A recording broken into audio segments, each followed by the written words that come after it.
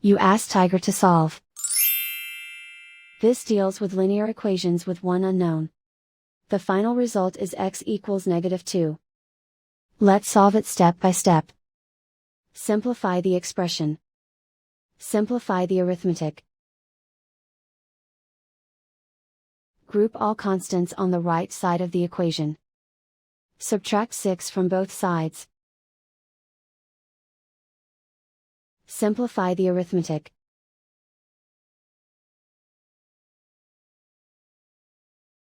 Isolate the x. Divide both sides by 3. Simplify the fraction.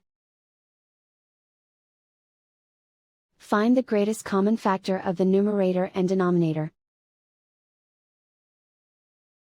Factor out and cancel the greatest common factor. And so the final result is x equals -2.